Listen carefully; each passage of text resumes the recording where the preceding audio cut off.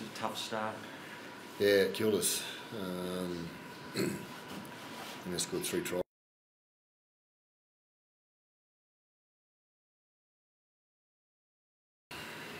They fought all the way to the line, Rick, but it was a tough start. Yeah, it killed us. And they scored 3 tries. It was 14-0 or 16-0 when Joey come back onto the field.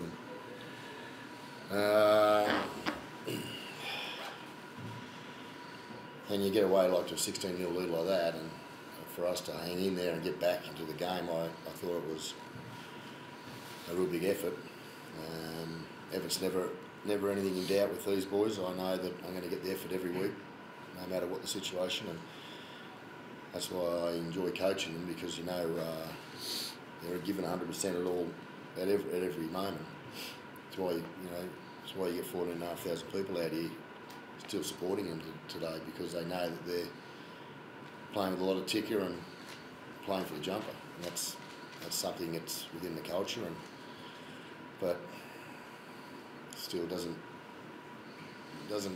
subtract from any of the disappointment from not winning. How early in the week did you sort of know Aiden might or was going? It's been iffy all week. He was iffy the week before.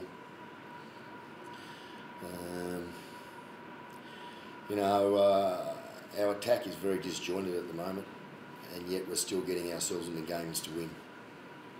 But it's, I really feel for young Nick. He's doing some kilometres out there on the field at the moment, and it's purely through desire and want, as it is with all the boys. But with Jared out with injury and Jack,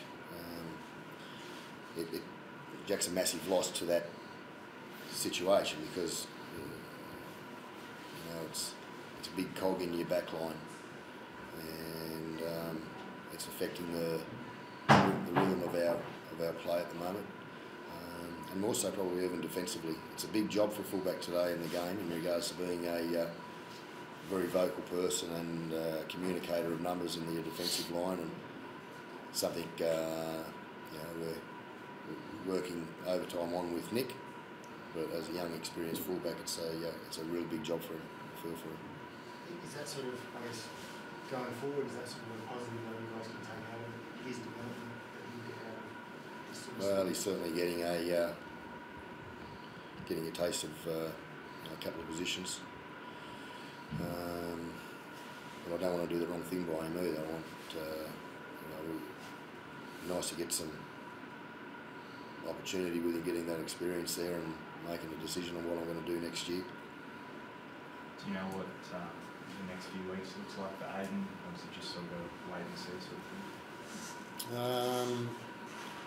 Well, it is a wait and see. It's a hamstring problem, so I'm not too fussed with Aiden, to be quite honest. Sam and Blake are doing a job for us. They're 2 guys again today. They did everything they possibly could in attack, both those boys. It was that 10-minute period that was crucial for us. 3 tries when we had 12 men. Josh will tell you how hard it was at the end of that period, but for them to hang in and get back into the game was a big effort. Josh, was it just a simply a case of you guys knowing once you got your hands on the ball a bit more that you could actually turn 16 points around? Yeah, we touched on that half time. It was, I think we come in maybe 10 points behind, 12 points behind. So, for the start that we had after, we went set for set quite a few times. It was a good start, and then we made an error, and shortly off the back of that we lost BJ, so that kind of compounded it. And then before we knew it, we was chasing a bit of a scoreline. So half time, probably 10, 12 points behind, whatever we was.